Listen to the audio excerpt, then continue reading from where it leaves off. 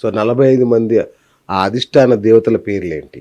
అయితే ఈ ఇల్లు కంప్లీట్ అయిన తర్వాత 45 దేవతలు వచ్చేస్తారండి. వాస్తులో total game is a totally మొత్తం ఏది రొటేషన్ అంతా జరిగేదంతా కూడా ఈ 45 ఎనర్జీస్ తోటే. ఫస్ట్ పుట్టింది బ్రహ్మ భూధర్ ఆర్యమ 5 అయ్యారు అన్నాను. తర్వాత ఆ బ్రహ్మ భూధర్ ఆర్యమ వివాస్వంతో పాటు ఆ ఆప అపవస్థ సవిత సవిత్ర ఇంద్ర జయ రుద్ర రాజేక్షమ అనేవి ల్యాండ్ లోపల ఉంటాయి. ఓకే. తర్వాత ఈశాన్యం నుండి మొదలుకొని ఆగ్నేయం వరకు, ఆగ్నేయం నుండి నైరుతి వరకు, నైరుతి నుండి వాయువ్యం, వాయువ్యం నుండి ఈశాన్యం వరకు మొత్తము 32 ఎంట్రీలు ఉంటాయండి మనకు. ఇంతవరకు అందరు కూడా చెప్పినవే ఏంటిది? East, west, south, north east, south east, south west. ఇది మళ్ళీ దీంట్లో ఇంకా 8 ఉంటాయండి. నార్త్ ఈస్ట్, అవునా? East north east, east south east, south east, south west, west south west, west north west, north west. ఇట్లా ఉన్నాయి, అన్ని ఉన్నాయి. అయితే ఇవన్నీ విన్నవే, మనం విన్నవి నేను రిపీట్ చేయదలుచుకోవాలి, షార్ట్ కట్గా చెప్తున్నాను. అయితే 45 ఎనర్జీస్లో మనకి 33 దేవతా ఎనర్జీస్ అండి.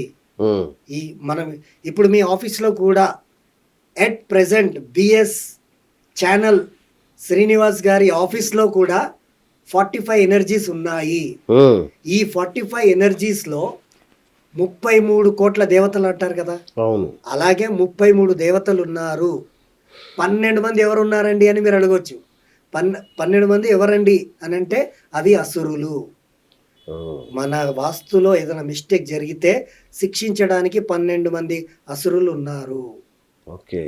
అయితే ఇప్పటి వరకు మీకు బ్రహ్మభూధర ఆర్యమ వివాస్వాన్ మిత్ర గురించి చెప్పా.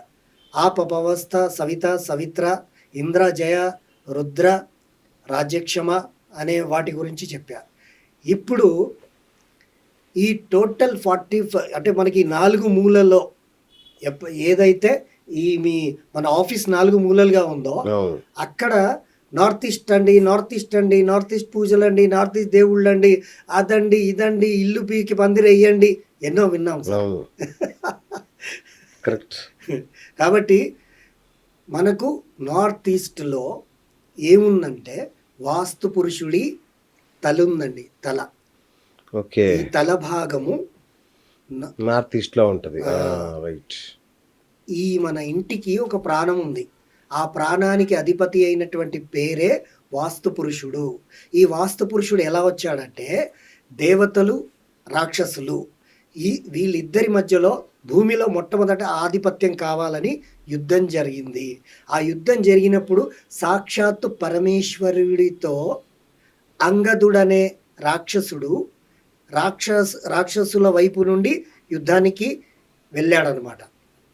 ఈ అంగదుడు పరమేశ్వరుడు ఇద్దరు కూడా కొన్ని వందల వేల సంవత్సరాలు యుద్ధం చేశారు. మన సృష్టి ఊరికే రాలేదండి. శివుడు అలా చేశాడు. శివుడి ఆజ్ఞ లేనిదే చీమైన పుట్టదని అంటారు.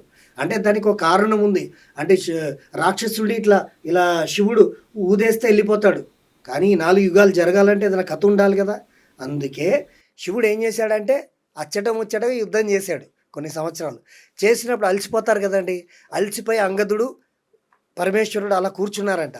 కూర్చున్నప్పుడు నుండి వారిద్దరి తల నుండి చెమట బిందువులు వచ్చి కింద రాలి పడ్డాయి భూమిపైన. పడినప్పుడు ఆ చెమట బిందువులే వాస్తు పురుషుడు అన్నమాట. ఈ వాస్తు పురుషుడు ఎక్కడ ఉంటాడు? మన 4 మూలల్లో ఉన్నటువంటి మన ఆఫీస్లోనే ఉన్నాడు అనుకుందాం. కరెక్ట్. ఆ నార్త్ ఈస్ట్ అని పెద్దలు చెప్తున్నారు కదండి. ఆ నార్త్ ఈస్ట్లో ఆయన తల భాగం ఉంటుంది. సౌత్ ఈస్ట్కి ఆయనకు భుజం వస్తుంది. నార్త్ వెస్ట్కి ఆయన భుజం వస్తుంది. ఓకే. ఆయన కాళ్ళు వచ్చేసి సౌత్ వెస్ట్లో వస్తున్నాయి.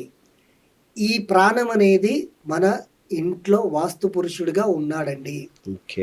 ఈ వాస్తు పురుషుడిని మనం ఎంతగా ప్రేమిస్తామో, మన పూర్వీకులు ఎంతగా ప్రేమించారో వారి సుకృత ఫలమే ఈరోజు అపర కోటీశ్వరులుగా ఉండి ఎంత కూర్చొని తిన్నా తరిగిపోనంత ధనంతో ఉన్నటువంటి వారు ఎవరండి అంటే ఈ వాస్తు పురుషుణ్ణి చక్కగా ప్రేమించి లాలించి పూజించి మెప్పించుకున్నటువంటి వశపరుచుకున్న వాళ్ళు. వాళ్ళే అంత ధనికులుగా ఉన్నారు. కాబట్టి ఈ వాస్తు పురుషుడు మన ఆఫీస్లోనూ మన ఇంట్లోనూ ఉంటాడు. నేను ఇందాక మీకు చెప్పినటువంటి స్లోగన్ ఏంటండి? ఇంట గెలిచి రచ్చ గెలవాలి. మరి ఇంట గెలవడం అంటే ఏంటండి అంటే ఈ వాస్తు పురుషుణ్ణి మనము తల భాగాన బోర్ వెయ్యకూడదు. ఎవరైతే మనం ఇంటికి వాటర్ కోసం బోర్ వేస్తారు కదా, బోర్ వేసినప్పుడు ఏమవుతుంది? తలలో బుల్లెట్, ఇది 6 అడుగుల బుల్లెట్ అంటాం కదండి, అలా బుల్లెట్ దింపినట్టే కదా. ఎంత పాపం అండి అది. అలా డ్రిల్ గనక అక్కడ పడితే నేను ఈరోజు మీ ఛానల్ మాధ్యంగా చెప్తున్నానండి, గ్యారంటీగా ఎవరికి కూడా నార్త్ ఈస్ట్ అనేది కరెక్ట్గా ఎక్కడ ఉందో తెలియదు. వై? బికాస్ ఇప్పుడు మాది బాగానే ఉందిగా, ఇక అది నార్త్ ఈస్ట్, అది అవునండి కరెక్ట్గానే ఉంది లేదా? నేను అనేది పిన్ పాయింట్ అండి. మీరు ఇక్కడ నార్త్ ఈస్ట్ ఉందని అనుకుంటారు మూల, కానీ అది మూల కాదు. నేను ఇప్పుడే మీకు ల్యాప్టాప్లో చూపిస్తానండి. గూగుల్ ఎర్త్ ద్వారా మీ బిల్డింగ్ని నేను మెజర్ చేస్తా. గూగుల్ ఎర్త్ ద్వారా మీ స్లాఫ్ ఉంటుంది కదా, పైన బిల్డింగ్ ఉంది, వచ్చేటప్పుడు చూసి బిఎస్ ఛానల్ అని పెద్దగా రాసి పెట్టారు, చాలా బాగుంది. సో ఈ బిల్డింగ్ పైన స్లాఫ్ ఉంది, దీన్ని నేను గూగుల్ ఎర్త్లో చూసి దాన్ని degrees how many degrees tilted అనేది నేను చూస్తే అది టిల్ట్ అయ్యి ఉంటుంది. ఇప్పుడు మనము గూగుల్ ఎర్త్లో మన సిటీని చూస్తే ఏ ఫ్లాట్ అయినా స్ట్రేట్గా ఉంటుందా అండి? టోటల్గా అన్ని చిందరవందరే ఉంటాయి కదా. అలాగే మన బిల్డింగ్ కూడా కొంచెం అటు తిరిగి ఉంటుంది. మీరు అనుకుంటున్నట్టు ఆ మూల నార్త్ ఈస్ట్ కాదు, కొంచెం అటో ఇటో ఉంటుంది, మొత్తం కాదండి. నేను అదే ఈ ఛానల్, మన బిఎస్ ఛానల్ ద్వారా నేను చూసే ప్రేక్షకులకు అందరికి చెప్పబోతున్నది ఏంటండి అంటే, మీరు చూస్తున్నదే తూర్పు కాదు. ఎగ్జాక్ట్ గా తూర్పు అనేది అది కాదు. అది ఒక వాస్తు కన్సల్టెంట్ అనే ఆయన కంపాస్ కూడా కాకుండా గూగుల్ ఎర్త్ ద్వారా దానికి ఎక్యూర్గా కరెక్ట్గా మెజర్ చేసి పిన్ పాయింట్ ఈస్ట్ ఎక్కడ ఉందని మేము చెప్పగలము. మమ్మల్ని సంప్రదిస్తే మా వాస్తు ఆఫీస్ ఉంది, టీం ఉంది, దానికి ఇది చేస్తే మీకు పర్ఫెక్ట్గా ఎక్కడొచ్చింది అనేది మా ద్వారా తెలుసుకోగలుగుతారు. ఆ విధంగా మన ఇంట్లో వాస్తు పురుషుడు ఉంటాడండి. ఆ వాస్తు పురుషుడు ఉన్న చోట 32 ఎంట్రీలు ఉన్నాయండి మనకి. 32 entries for hour living area. మనం ఉంటున్నటువంటి ఏరియాలో 32 ఎంట్రీలు ఉన్నాయి. ఈ 32 ఎంట్రీల్లో కుబేర తాళం చెవి అనేది బంగారు తాళం చెవి అంటాము. ఇవి ఇచ్చేవి 4 దిశలు ఉన్నాయి. 4 దిశలు ఉన్నాయండి. ఈ 4 దిశల్లో మొట్టమొదట దిశ అనేది అగ్ని పురాణం నుండి వచ్చినది. మనకు కుబేరుడు ఈ మన ఉత్తరంలో దీనికి ఉత్తరంలో ఉన్న గోడ ఉందనుకోండి సపోజ్, దానికి 8 భాగాలుగా చేశారు విశ్వకర్మ ప్రకాశుడు. ఒక డౌట్, ఈ దేవతల మహేసభలు ఇవన్నీ నిర్మించిన విశ్వకర్మ ఈయన ఒకటేనా? అవునండి, దేవతల గురువు ఒక విశ్వకర్మ ఉంటాడు కదా. అవునండి.